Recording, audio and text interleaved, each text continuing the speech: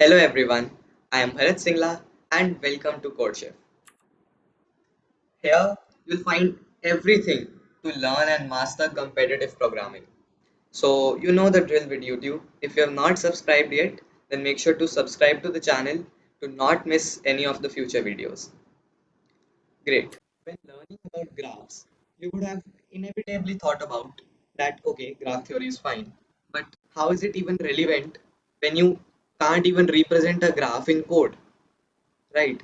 C++ or any other language does not understand this image. Like you cannot draw a graph on a paper, then snip it and then paste it in C++ that, hey, this is the graph. And now based on this, we'll be solving some problems. But that isn't possible, right? So there must be a way to store and represent graphs in your code, in your language, right? So as we've talked about, graph is simply a data structure like linked list, trees, vectors, anything like that. Right. So how to represent graphs in code can be done by creating some data structure that is not built in. We'll have to do it. Right. So we'll be talking about that. So to give some motivation, if I go on almost any graph problem, the standard way to take the input for a graph and then solve the problem, right, is to first have two integers n and m, right, where n denote the number of nodes, the number of vertices which are enumerated 1 through n, numbered from 1 to 3 so on till n, and then you have m, the number of edges, right? So n denotes the number of nodes and m denotes the number of edges. Then obviously m lines will follow denoting an edge, and in each line you will be given two integers u and v denoting an edge between u and v, right? So if I take this graph for example itself, right? So I have 8 are the number of nodes and 7 are the edges, right? So if I just split my screen here, right? So the graph that we are talking about in the problem is 8 nodes, right? So let me just create 8 nodes, 1, 2, 3, 4, 5, 6, 7, and 8, right? So you have 1, 2, 3, 4, 5, and then maybe you have 6, 7, and 8, right? So now you are given edges, right? These are the edges that you are given here, right? So the first edge is between 1 and 2, so you can create an edge between 1 and 2, right? The second edge is from 2 to 3, so you have an edge from 2 to 3, from 4 to 5, right? And these are undirected edges, so meaning that 1 is connected to 2 and 2 is also connected to 1. So from 4 to 5, then 5 to 6, then 6 to 8, then 8 to 7, and then 7 to 4. Right, so this is the graph we are given. As you can see, it's not connected. So this is one set, this is the other, right? But that doesn't really matter. So we are given a graph in this form. And now we want to maybe it's traverse it or whatever the problem requires, you have to do that. So how do you store this in your code? Right, so let me first just copy this, right? And now coming on to the coding part. So here I have this input, right? So the obvious way, the naive way is to maintain a list of all the edges, right? This is the most obvious way.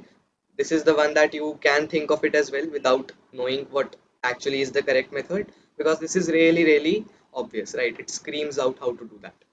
So what we simply do is let's first take the input for n and m, right? And then what we do is we simply maintain a vector of pair of int and int, right? And in this you will have, let's say we name it edges, right? And or graph maybe, right? And this, and so you run a loop of int I equals 0, I is less than n, plus I, then you have two integers u and v, right? And then what you do is in the edges or in the graphs, you will push back a pair of edges from 0 to v, right? So this is what you can do very easily. N number of nodes, m edges, right? Then you have a graph, a vector of pairs, right? So in that you run a loop n m times, and here you take the input for u and v and you push u a pair of u and v, that this is one edge, right? So, but this is an undirected graph. So if there's an edge from u to v, there's also an edge from v to u. So we can simply duplicate this and change it to v and u as well. So we push both of the ways, right? As we talked about in the previous video, an undirected graph can be converted to a directed graph by adding edges to both the sides, right? So there's also an edge from u to v, there's also an edge from v to u, right? So this is our graph, and now I can kind of, let me just put in my debugging facilities, right? So I have this here, and now what we can simply do is debug the graph, right? Whatever is above, you don't need to think about that. This will just help us visualize what's happening. So if I run this, so you get something like this, right? So you have an edge between 1 and 2, right? You have an edge between 2 and 1 because it's undirected. Then you have an edge between 2 and 3, then 3 and 2, right? Then 4 and 5 is here, so 5 and 4 is also there, and so on. So this is one of the most obvious ways, but this is not the way. In almost every case, you shouldn't be using this, because this way, if let's say I go on this graph here, right? So I want to know who all are the neighbors of 1. Find all the neighbors of 1. So how will I do it? So I'll have to go on my edge list. I'll find wherever 1 is, right, and whatever's in its whatever's the other number in the pair, right? That is, this means that there's an edge between 1 and that number. But you have to go through the list again and again, right? There should be a much better way so that you can get all the neighbors of 1 in O of 1 some way, right? So here comes the non-trivial way, but the most effective way, which I also recommend you. In almost every graph problems, you should be using this only, right? So you maintain a vector of int. So let's name it as graph again. And graph of I contains all the neighbors of, the immediate neighbors of I. Fine. So we can obviously create a graph of size n, right?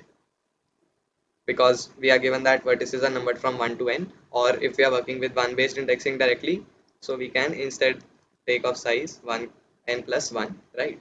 And simply graph of I denotes all the neighbors of I. So this, the first method, method 1, was known as an edge list, right?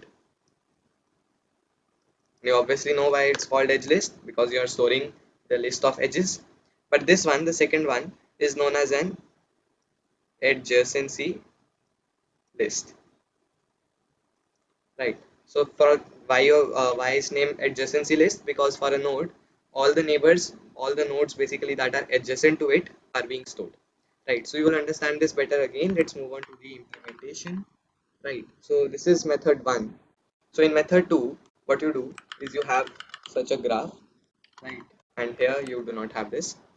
So you have a vector of graph, vector of int named as graph. And here what you do is you say graph of I dot push back b, right? And the same thing goes again in, sorry, this would be graph of u. So in graph of u you push I, and in graph of u you push v, and in graph of v you push u. So what this means is that, again, if I just debug graph, so what does it look like now? Okay, so we have of size n. Okay, so this would be n plus 1, right? Because we are working with 1 based indexing. So the way to work with 0 based indexing is to simply say 0 u minus minus and then v minus minus, right? So they are both now from 1 comma 2. Instead of that, if you want to prefer to work with 0 based indexing throughout your code, you can decrement both of them, and now this basically becomes an edge from 0 to 1, right? But that's not what we are doing now. So we have this, and now if I run this, I am getting a graph, right? So clearly graph of 0 is always empty, right? Because 0 has no neighbors, right? Because vertices are from 1 to n. Had we been working with 0 based indexing by decrementing u and v, so in that case graph of 0 is nothing but all the neighbors of 1 in the original input, right? But let's for simplicity keep it 1 based only. So graph of 0 is empty, no neighbors of 0 are there. graph of 1 contains 2, and yes, 1 contains 2, right? 1's neighbor is 2. Then graph of 2 is a list of 1 and 3. So this means that yes, 2 is connected to 3 and 2 is also connected to 1, right? It's a undirected graph or a bidirectional graph. Then graph of 3 is 2, and yes, 3 is only connected to 2. 4 is only connected to 5 and 7, right? So and so on. So this way, if I simply debug graph of 1, right, what I get is 2. So only neighbor of 1 is 2. If I debug graph of 2, right, so I get 1 comma 3.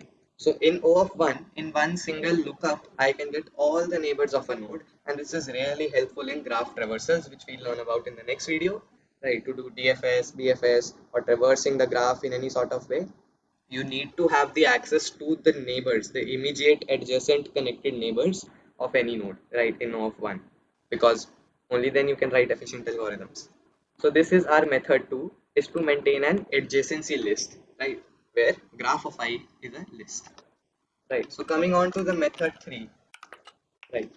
So now what you sometimes also have is that in this graph, right, in this graph only, if I take something like you have 3, then you have 7, then you have minus 2, minus 3, or you have 100, you have 10, you have 3, you have 1 maybe, right? So this is an example of a weighted graph.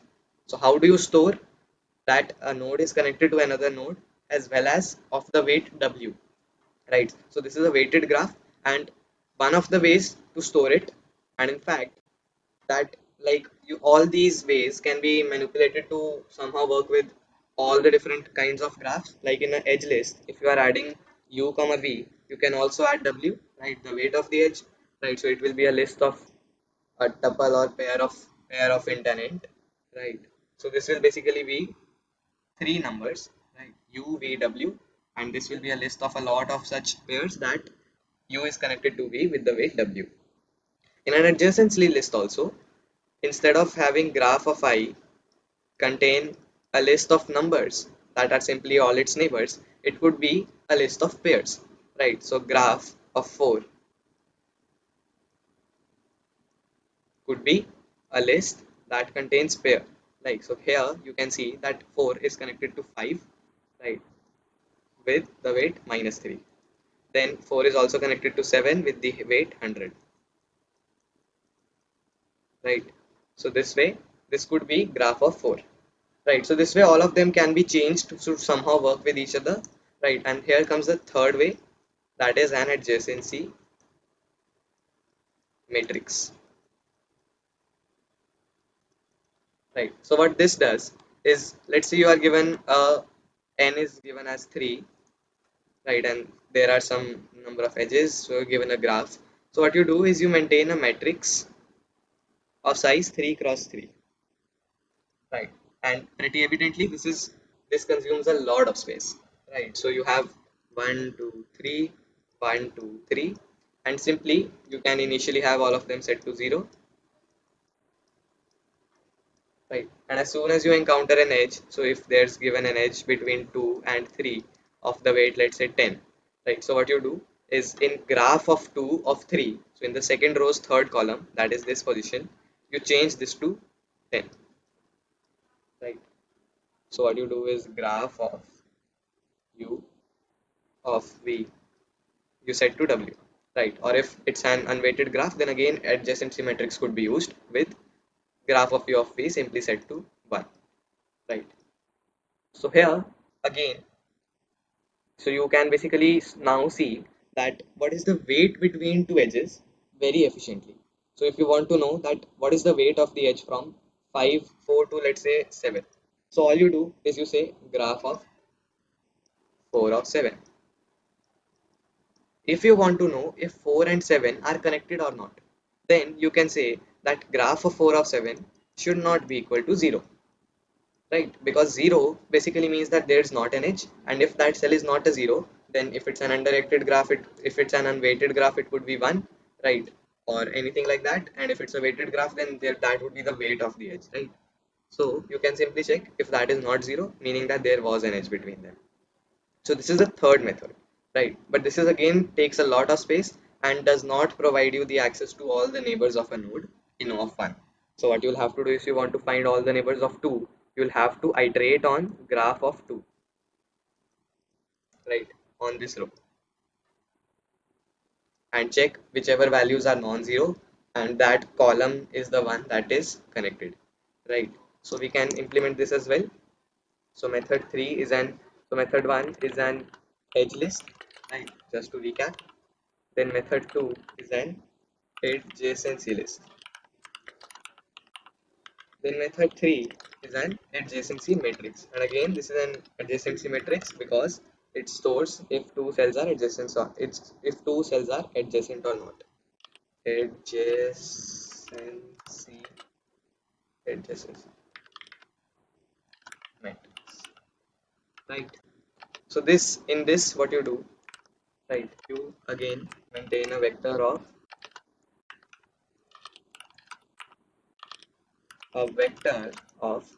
int, right? Let's name it graph of size n cross n cross n, right? So n cross n can be done like this, and this you fill with zeros, right? So this way you get a matrix of size n cross n and simply graph of I of j, right? So you say graph of I of j is equals to w, given that you are also given the weight, right? So you can input u, v, and w, and then set graph of I of j to w and also graph of j of I to w. Remember to do this because it's an undirected graph. If it's not, then simply the first line is enough. And if again you are not given the weight like in the previous graph, like the one we are seeing in that problem, so in that case, you can simply set it to 1. Right. So now if I debug my graph, right, so it's giving some error. Okay, so this would be u comma v. Sorry.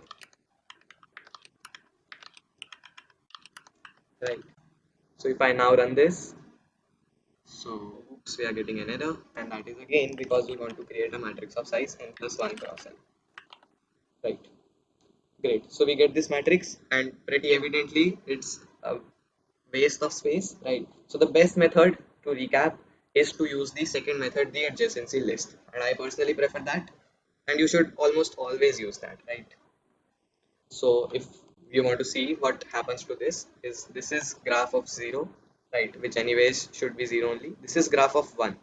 So for 1, which is non-zero, the second value 0 based, right, this is graph of 2 of 0, this is graph of 2 of, this is graph of 1 of 0, 1 of 1, and 1 of 2.